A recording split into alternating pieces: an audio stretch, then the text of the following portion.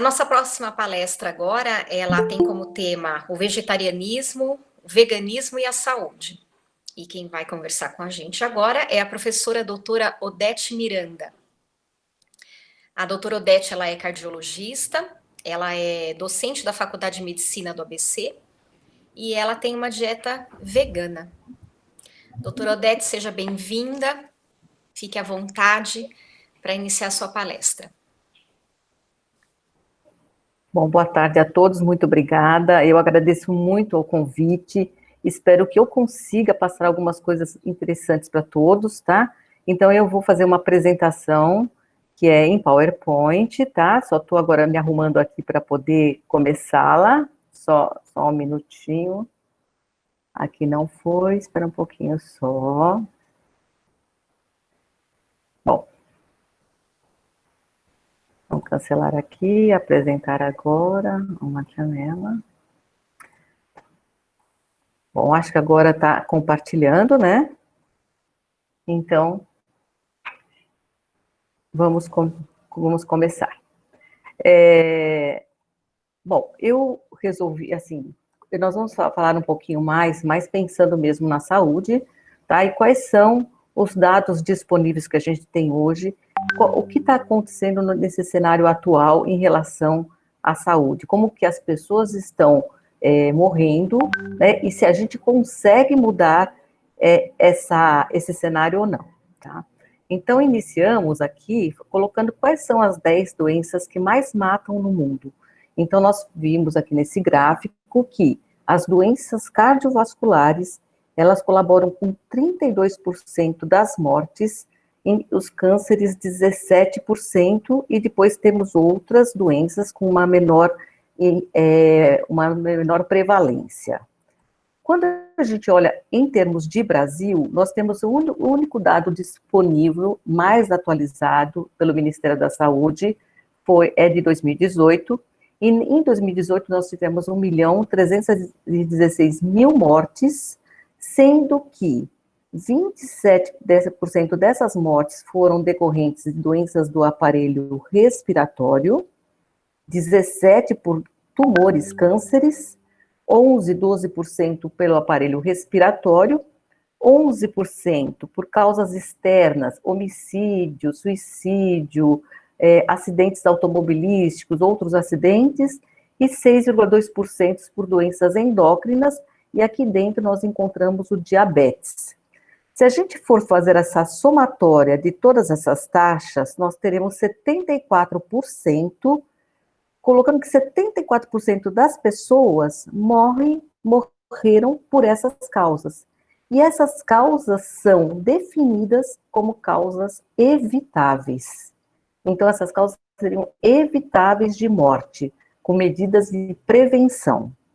Bom, então vamos agora explorar um pouquinho sobre cada uma desses grupos que nós comentamos que são causas evitáveis.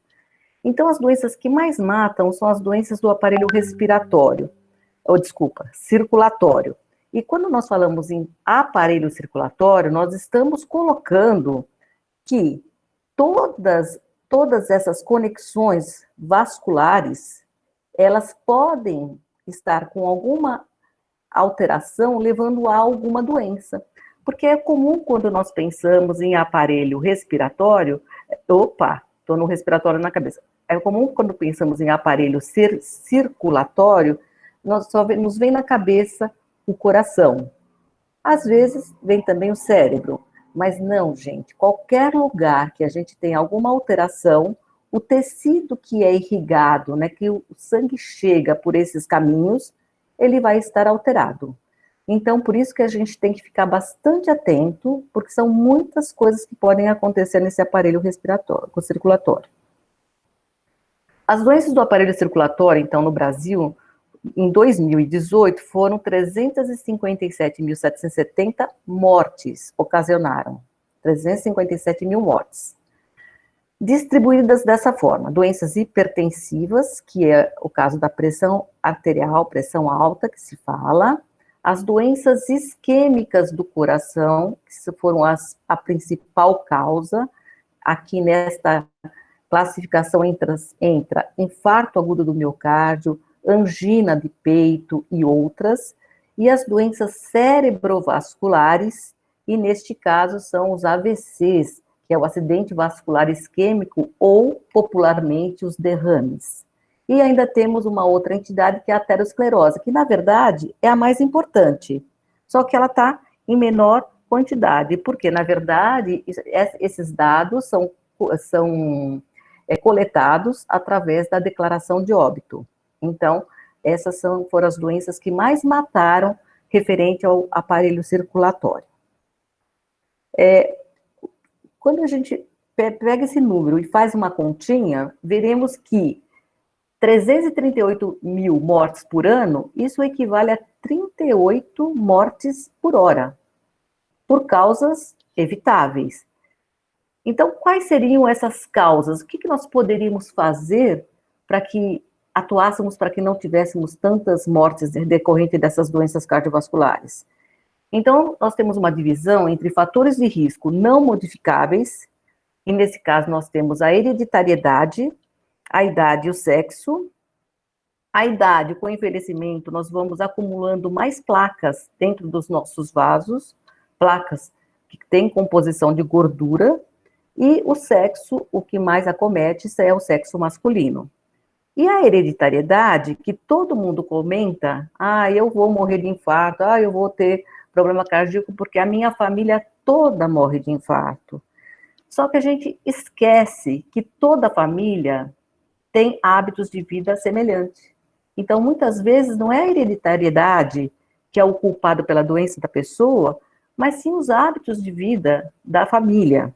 Porque a hereditariedade, ela não é o maior responsável pela mortalidade das doenças cardiovasculares. Ela contribui dentro dessa mortalidade apenas em 25%. Então, isso que a gente encontra, essa queixa, a gente vê aqui nessa figurinha. Vejam só, esse cachorrinho aqui, ele não é da mesma genética que os tutores dele. Todos são gordinhos. Então, a gente tem que pensar que não é hereditariedade que nos faz morrer de determinadas coisas, tá? É por uma escolha nossa. Bom, os fatores de risco modificáveis, nós temos a hipertensão arterial, então seria a pressão alta, o tabagismo, a alteração do colesterol, que nós vamos falar adiante, o diabetes, que é uma quantidade de açúcar exagerada no sangue, a obesidade, o sedentarismo, o estresse, não estar bem consigo mesmo, estar sempre preocupado, ansioso, não viver o momento presente, o uso de anticoncepcionais, quando você tem também uma alteração das plaquetas, que são as células que estão dentro do sangue, e quando se tem ácido úrico elevado. Então, esses são fatores de risco bastante importantes para as doenças cardiovasculares e que são, como está colocado aqui nesse subtítulo, eles são modificáveis. Então, todos esses fatores de risco, eles vão dar um transtorno na artéria por conta da confecção de um grande vilão. Qual seria? Todos eles são formadores da aterosclerose. O que é a aterosclerose? Não é aquela coisa que nós falamos, meu avô está com aterosclerose. Não, aquilo ele está com arteriosclerose, que é o endurecimento das artérias. Aqui não, aqui são placas que ficam grudadas dentro das artérias e que vão entupir, obstruir, como se fosse um encanamento. Então, esse é o nosso grande vilão. É com ele que nós temos que lutar e que temos que mudar nosso estilo de vida para que ele não venha nos prejudicar. Então, como que isso acontece? Essa aqui é uma artéria, um corte de uma artéria normal. Essa artéria, ela tem uma camada muscular e tem essa camada bem aqui fininha, que é chamada de endotélio. É como se fosse uma película. Essa película, ela é bastante lisa e faz com que o fluido sanguíneo passe sem qualquer atrito. Então, ele passa livremente, não produz atrito e não produz turbilhonamento. que eu tenho que fazer para manter essa artéria normal? Então, o que eu tenho que fazer é ter uma dieta rica em vegetais, tenho que fazer atividade física e tenho que estar de bem com a vida. Se eu estiver dentro desse tripé, provavelmente eu não estarei dentro daquela tábua de mortalidade de 2018, que nós vimos, né, aquela taxa alta, a gente pode reduzir aquela taxa. Mas, se eu encaminhar por uma aterosclerose, que é essa placa que nós estamos vendo aqui, então, como isso acontece? Quando eu tenho qualquer lesão dessa película que está dentro da artéria, essa lesão expõe a mucosa, a musculatura. E na hora que ela expõe, começa a se acumular vários componentes, como o próprio músculo que sai para fora a camada muscular que fica exposta, né? Além disso, eu vou ter cálcio, eu vou ter inflamação e vou ter também colesterol. E aí, essa placa existente, ela fica mista, é uma placa calcificada junto com gorduras, né, que é o colesterol. E que isso é ruim, porque faz essa placa ficar instável, com uma possível ruptura, que isso é um grande problema. Mas o que ocasiona essa placa? Então, vamos lá. Aqui nós temos, se eu não cuidar da pressão, se a minha pressão ficar alta, ela produz uma força e ela faz a ruptura dessa membrana aqui de dentro do vaso, que é o endotélio. O tabagismo é outra causa também de lesão do endotélio e para começar a ter a formação da placa. Quando eu uso anticoncepcional, pessoas muito estressadas também faz com que haja maior adrenalina correndo dentro deste vaso e também acontece a formação precoce da placa e o consumo de produtos animais que contêm índice de colesterol e gordura saturada importante. E ainda, nós não falamos do ácido úrico, os alimentos que mais produzem ácido úrico são as aves, o peixe e os frutos do mar. Por quê? Porque eles têm uma grande quantidade de purina, e essa purina ela é metabolizada em ácido úrico. E o ácido úrico também é um fator de risco para doença cardiovascular. Ainda temos o sedentarismo, o diabetes, o uso de alimentos processados, álcool, também contribuindo para a formação dessa placa. Bom, vamos para o próximo. Mas, como que é essa história mesmo do colesterol, né? Que eu acho que é uma coisa que todo mundo gosta muito de saber isso daí. Eu sempre explico para os pacientes, eles gostam muito, e eu acho que quando a gente entende o porquê das coisas, a gente acaba aderindo também, né? A um novo hábito de vida. Então, quando a gente faz o exame do colesterol, quando a gente dosa o colesterol total, ele vem com várias frações, que é o LDL, o HDL e o VLDL. O LDL é chamado de colesterol ruim. O HDL é chamado de colesterol bom. E esse VLDL, ele carrega triglicérides. A soma dessas frações é o colesterol total. Bom, como que é feito? O LDL, ele é um carregador. Então, conforme a gordura está passando pelo vaso, o LDL se liga à gordura e encosta essa gordura, esse colesterol, no vaso. O HDL, por sua vez, é um outro carregador. Na hora que ele identifica a gordura, ele se liga a essa gordura e leva para ser removida no fígado. Por isso que, quanto maior o meu HDL, eu tenho mais proteção, porque elimino mais gordura de dentro deste vaso. E quando eu tiver mais carregador de LDL, ele vai encostar mais e mais gorduras dentro do vaso, produzindo essa situação. Uma artéria que pode ter várias placas, o fluxo passando com dificuldade e prestes até a romper, porque nós estamos vendo aqui que essa placa aqui está amarela, isso quer dizer que ela está rica em colesterol. Como que isso acontece? Então, eu tenho uma placa, a placa é uma placa aterosclerótica, aqui ela está uma placa dura. A partir do momento que nós nos alimentamos de gordura saturada, colesterol, que isso é o que está presente na gordura animal, quem nos dá a gordura saturada para o nosso organismo e o colesterol são os animais, então essa placa, ela fica também com uma parte de colesterol, que é uma gordura mole, e a hora que o sangue passa, ele faz um turbilhonamento e pode romper essa placa. Se ele romper essa placa, o organismo vem e tenta colocar um coágulo para tampar o que aconteceu. Só que isso é danoso. Na hora que ele faz a formação desse coágulo, na placa mole que rompeu, ele forma um trombo obstrutivo e que aí nós temos um infarto, o derrame ou uma insuficiência da artéria da perna. Então, o que é muito importante saber que tamanho de placa não é gravidade, porque qualquer placa pode romper, a pequena ou a grande. Sabemos que metade dos infartos, metade das pessoas que têm infarto, elas acabam morrendo antes de chegarem no hospital. Justamente porque, se a placa é grande, é bom, porque o paciente vai até o médico, fala que está com dor no peito, faz os exames, detecta e trata. Mas se a placa é pequena, ele faz os exames preventivos, tudo vai dar tudo normal.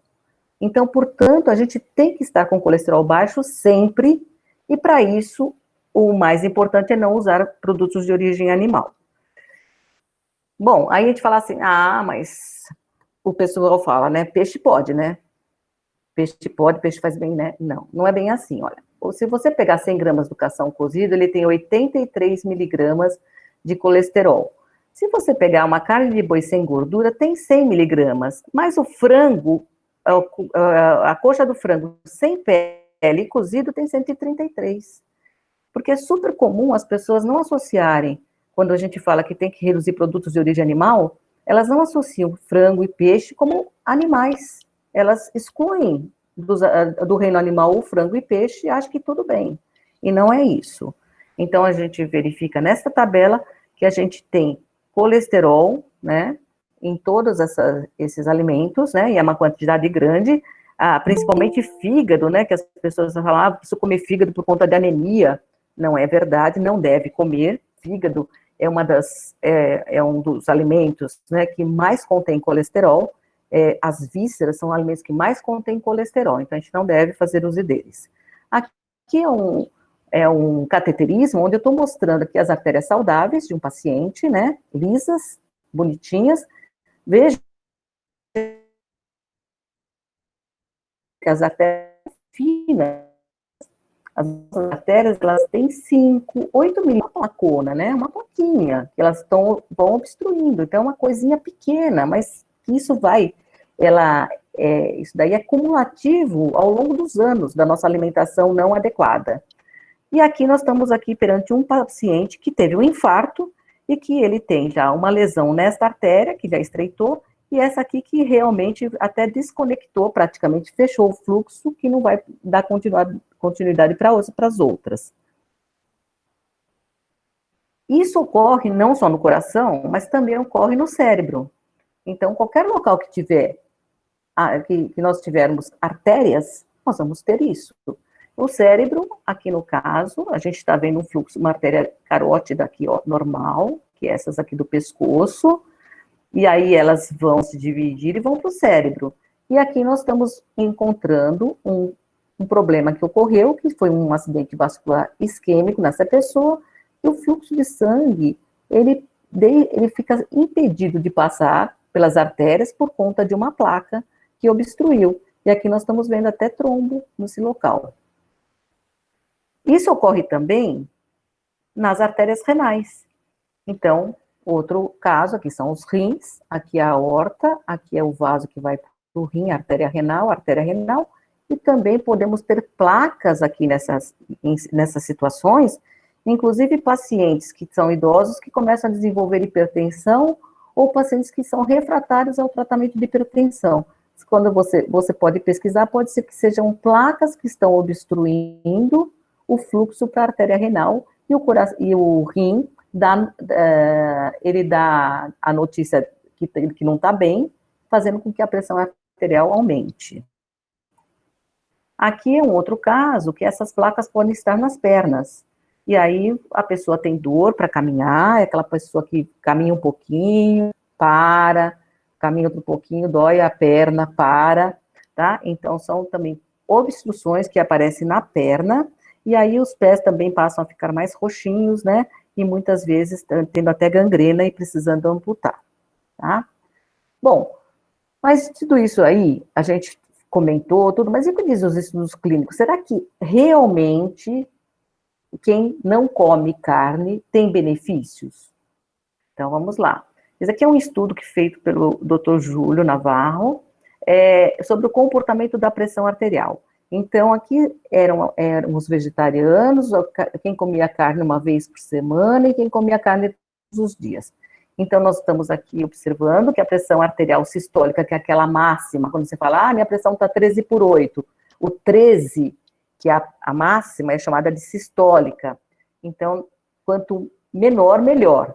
Então, vejam só, nos vegetarianos, nós tínhamos uma pressão de 109, nos que comiam carne, 1 a 3 vezes por semana, a média era 116, e aqueles que comiam carne todos os dias, 121, mostrando que os vegetarianos possuem uma pressão arterial sistólica menor, bem como a diastólica, que é aquela mínima, que foi 71 nos vegetarianos, 78 em quem comia carne 1 a 3 vezes por semana, e 80 em quem comia carne todos os dias.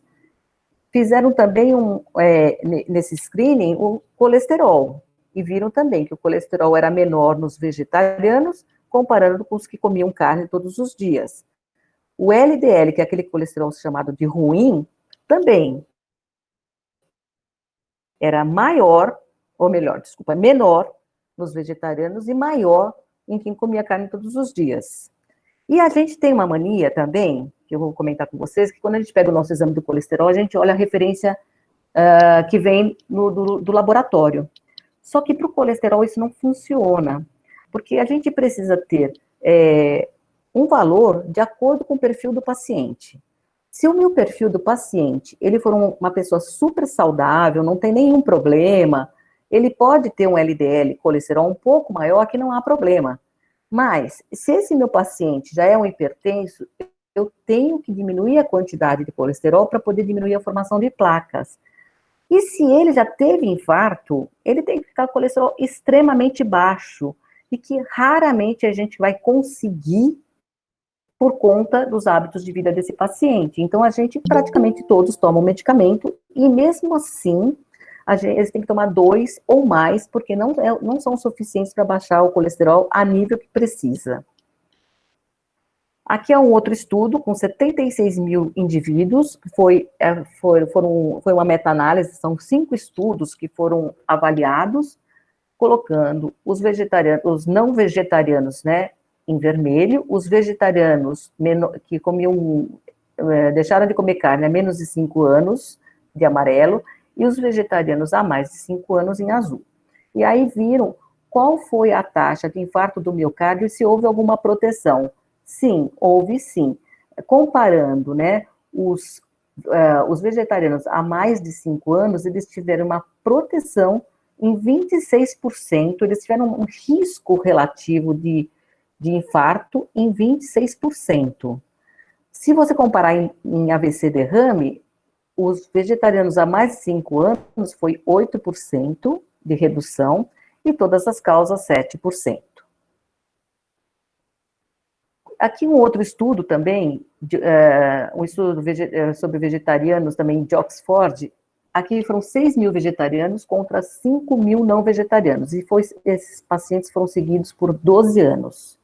Então, foram divididos em veganos, vegetarianos, comedores de peixe, comedores de carne. Então, em termos de colesterol total, nós estamos também observando que os veganos, eles tinham um colesterol total muito menor que os comedores de carne, um LDL também menor que os comedores de carne, e o HDL não teve diferença no grupo, entre os grupos. Mas o vilão da nossa história, que é o LDL, ele reduziu. Aqui é um outro estudo que foi baseado, aqui eu acho que está muito poluído, mas eu vou falar para vocês que eu achei interessante, que é um estudo bem recente, né? Que ele coloca qual foi a média, né, de risco para doença coronariana de acordo com o colesterol, tá? O colesterol ruim. Então, as pessoas que então ele faz um cálculo em 10 anos, então qual foi o fator contribuidor para que houvesse risco para doença coronariana? Então, os veganos tiveram apenas 1,44 de risco, e foi aumentando esse risco bastante, olha, aqui dobrou, né, mais do que dobrou, e nos onívoros, nos comedores de carne, tá? Eles também avaliaram, aqui foi o LDL, aqui foi o colesterol total também, do mesmo jeito, e depois nós temos aqui a parte com mulheres e com os homens, né? Os homens, eles já têm um LDL um pouco maior, né? E eles também aumentaram, né? Os veganos, com uma quantidade bem menor desse risco em relação aos comedores de carne. Bom, e agora, fora isso, e os cânceres, que eram a segunda causa maior de morte, né? Então, nós temos aqui uma vasta informação no Instituto Nacional do Câncer, que dá para vocês acessarem. Eles têm várias recomendações, é muito interessante. E aí vamos falar das neoplasias. Então, a mortalidade no Brasil em 2018 ficou em 117.447 entre os homens e 107 mil para as mulheres, né? Aqui é a relação dos cânceres que mais foram causas de mortes. Então, entre os homens foi a parte de traqueia, brônquios, pulmões, segunda causa foi a próstata, depois cólon e reto, né, que é o intestino. E a mulher foi mama, depois foram pulmões, foi pulmão, e depois também intestino, tá? Aí o próprio INCA fez uma estimativa de quanto vai ser agora em 2020. Então, em 2020, quem vai liderar o câncer nos homens é a próstata, seguida pelo intestino. E nas mulheres continua sendo o câncer de mama, seguida pelo intestino. Então, veja só, nós estamos com um aumento já mais importante, né, do número nessa estimativa de mortes por câncer, né? Então, mas quais são os fatores de risco para neoplasias? Então, são fatores também evitáveis. A gente pode não fumar e não ter câncer, escolher. Usar alimentos mais integrais e evitar os ultraprocessados. Tentar manter o peso certo, adequado.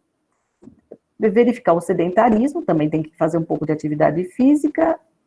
Cuidar-se por conta do papilomavírus, que é o HPV, tem vacina. Vírus da hepatite B tem vacina.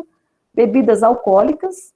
O sal, que é muito compatível com câncer de estômago, o excesso de sal. As carnes processadas, como presunto, salsicha, linguiça, bacon, salame, também elas estão envolvidas nas neoplasias de todas. Os conservantes, os nitratos, nitritos, eles também estão envolvidos no câncer de intestino, e as carnes contêm isso, principalmente carnes que são processadas, que você compra pronto, salsicha, linguiça, etc. Eles usam nitratos e nitritos. Nós temos que também melhorar nossa exposição ao sol, evitar entre 10 e 16 horas, e a exposição de agentes químicos, físicos e biológicos no trabalho. Então, vocês vejam que também os cânceres são mortes evitáveis. E aqui é um estudo também, com 5 estudos, é o mesmo estudo lá, o anterior, onde ele vai colocar o fator protetor do câncer em quem é vegetariano. Então, vejam, todo gráfico, né, toda barra que tiver do lado de cá, para a esquerda, é benefício. O que tiver para o lado direito é malefício. Então, a mortalidade por doenças cerebrovascular, os vegetarianos tiveram uma proteção maior, as isquemias do coração, o câncer de próstata, o câncer de mama, o câncer de pulmão, o câncer do intestino. Do estômago não teve diferença, tá? Então, só para vocês estarem vendo que quem faz a dieta à base de vegetais, né, que é vegetariano, acaba tendo uma proteção em vários tópicos de doenças. E são doenças que são altamente, né, comum e são evitáveis. Então, aqui é uma página do Instituto Nacional do Câncer, que ele também coloca que as causas e prevenções, primeira coisa, alimentos de origem vegetal. Aí tá aí para vocês depois darem uma lida. Agora, falando um pouquinho do ácido úrico, o ácido úrico, ele é um composto que ele é o metabolismo de uma substância chamada purina, né? E o ácido úrico, o problema dele é a gota. É aquela inflamação no dedo que as pessoas têm, que elas não conseguem calçar sapato, tem uma dor intensa, não conseguem se locomover. E aí nós temos esse estudo, que também teve uma duração de 12 anos, onde eles avaliaram 47 mil homens que não tinham história prévia de gota, porque gota, o que que é? Gota é uma doença que dá quando você tem uma quantidade alta de ácido úrico circulando. Então, eles acompanharam por 12 anos esses homens. Desses 47 mil homens, 750 tiveram gota no decorrer desses 12 anos. Aí eles foram verificar a dieta de cada um deles. Então, olha só, quem consumia carne teve um aumento em 41%, quem consumia carne acabou tendo 41% desses 150, né? Como consumiam carne, 51% fruto do mar, tá? Agora, quem usava baixo teor de gordura na dieta, acabou reduzindo. Uma outra coisa que as pessoas comentam é, mas quando você chega no consultório e fala, você está com ácido úrico aumentado, você precisa diminuir produtos de origem animal, principalmente frutos do mar, peixe e vísceras, e aves, né? Esse é o pior. Então, você tem que diminuir. Feijão também, né? Feijão precisa diminuir. Pronto. Não, gente. Também tem estudo mostrando que o consumo de aveia e vegetais ricos em purinas, eles, embora tenham purina, né? Eles não têm muita relação com a gota. Então, o que está se colocando é que os alimentos que têm de origem vegetal, que contém purina, parece que não tem uma grande responsabilidade pela gota. Que o principal está no uso de carne, frutos do mar, vísceras de animais e aves, tá? E ainda tem um outro fator, um outro vilão, que é o álcool. Então, o consumo do álcool também, ele é um vilão muito grande para desencadear a gota. Então, nesse caso aqui, nós colocamos a quantidade, né, o conteúdo de etanol para cada tipo de bebida, e aqui nós temos a tabela de quem consumia de 10 a 14 gramas de álcool por dia, tá? Então, seria uma lata de cerveja todo dia, tá? Ele teve mais gota, né? Então, ele teve 32% a mais do que quem não consumia nada. Quem consumia um pouco mais desse álcool, até 30 gramas, acabava tendo 49% mais gota do que quem não consumia. 96% para quem consumia até 50 gramas e quem consumia muito mais do que 50 gramas, né? Então, 50 gramas seria o quê? 5 copos de vinho, né? 5 copos de vinho, eles teriam um valor maior que 153% na chance de ter gota. Ainda aqui, só para fazer dar mais uma olhadinha, o total de causas de morte nesse outro estudo foram 11 mil indivíduos, 404 mortes antes dos 80 anos, e a doença coronariana estava sendo mais protegida em quem era vegetariano e os cânceres também. Bom, quanto à incidência de catarata, é uma outra coisa também que é referido, que os comedores de carne, mais do que 100 gramas por dia, também eles têm maior incidência de catarata, comparando, né? Então, o comedor de carne tem incidência de catarata, quem come o peixe tem menos 20%, os vegetarianos têm menos 30%, tem uma proteção, e os veganos têm uma proteção maior ainda. E isso daqui para mostrar para vocês que aquilo que nós falamos no começo, que a genética, ela é responsável, a hereditariedade, por 25% dos problemas, né? Então, eu tenho um gene e eu posso desenvolver aquela doença ou não, eu posso escolher desenvolver ou não. Então, meus pais eram hipertensos, mas se eu tiver uma dieta pobre em sal, se eu mantiver meu peso ideal, se eu não tiver abuso de álcool, se eu tiver uma alimentação baseada mais em plantas, provavelmente eu não vou desenvolver aquela doença. Em compensação, o estilo de vida e o ambiente, ele colabora com a maior parte das doenças. O serviço de saúde, pouco também, né, que é quando você não tem a condição de você ser atendido, também ele vai colaborar para essas causas de mortalidade. Bom, estou terminando, gente, já. Então, a dieta à base de plantas, ela protege contra o infarto do miocárdio, o acidente vascular cerebral, a alteração do colesterol, diverticulite, diabetes, doenças da vesícula biliar, câncer de próstata, câncer de intestino, catarata, doenças degenerativas crônicas e doenças renais. Porque quando os comedores de carne, geralmente eles comem proteína em excesso. E quando você tem uma doença renal, você tem que fazer um controle dessas proteínas. Quando eu atendo os pacientes, que assim, na verdade, eu atendo muito paciente infartado, tem colesterol alterado, etc. Eles têm muita dificuldade, como eles comem carne, tem esse hábito de almoço, eles chamam, e a mistura, como fica se não tiver mistura, né? Então, como eles têm esse hábito, e eu sei que é muito difícil eles mudarem esse tipo de hábito, e também se você fala, olha, come um pouco menos, eles não têm essa noção. Então, eu acabo falando, olha, vamos fazer o seguinte, você faz 3 vezes na semana você come, e 4 vezes você não come nada de animal, pelo menos a gente tem uma certeza de que você vai estar reduzindo. Então, assim que eles fazem, e reduz muito, melhora muito.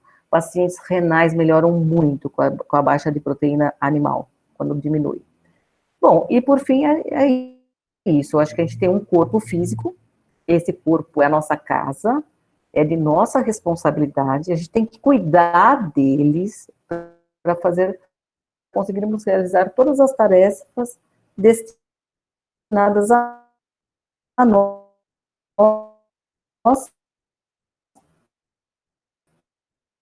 nessa vida. Então, a gente tem que cuidar dele.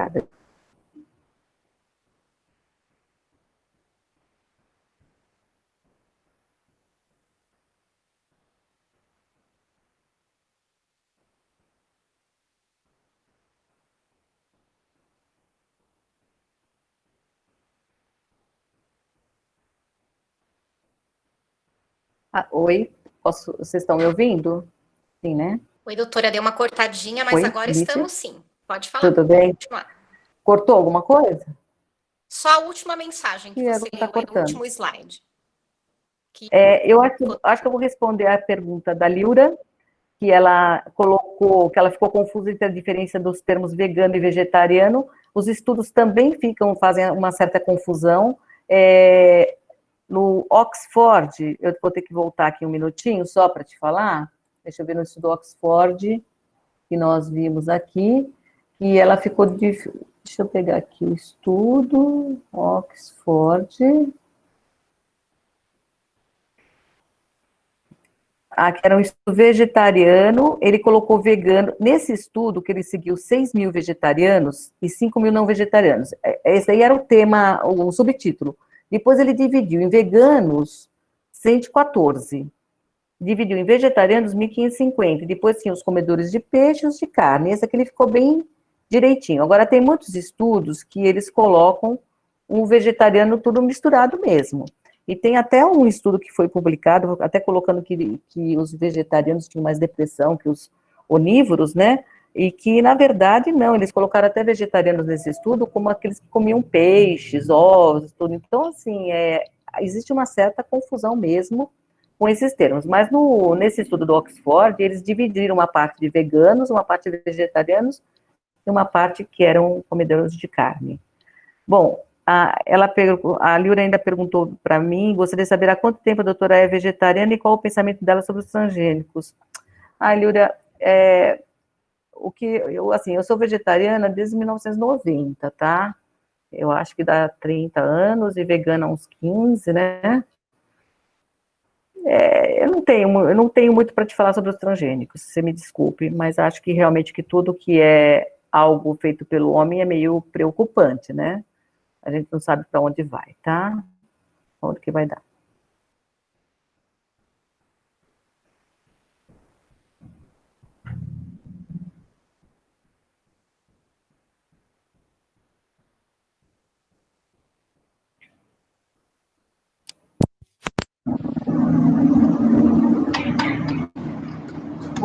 Oi.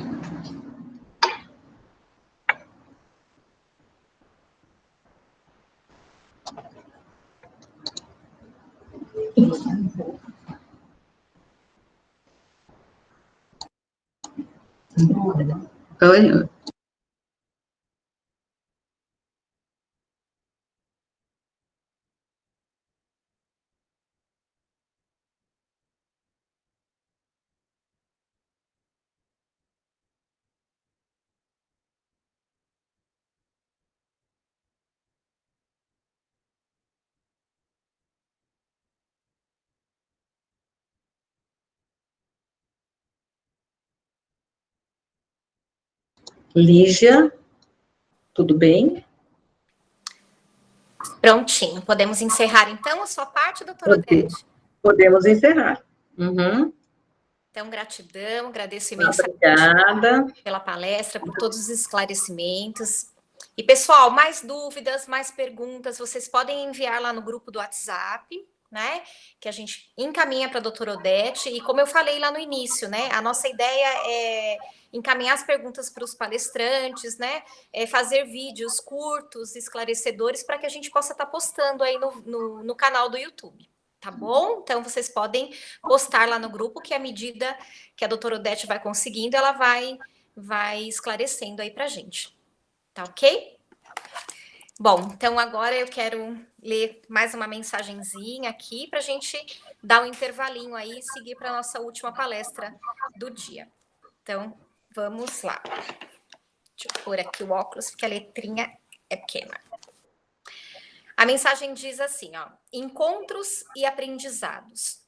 Acredito que os encontros que temos com as outras pessoas em nossa existência são meios para aprendermos a olhar para o nosso interior. São esses encontros que nos ajudam a olhar as nossas sombras. Se você estiver disposto a se conhecer melhor, verá que cada relacionamento em sua vida pode trazer um aprendizado e uma chance de melhorar como ser humano.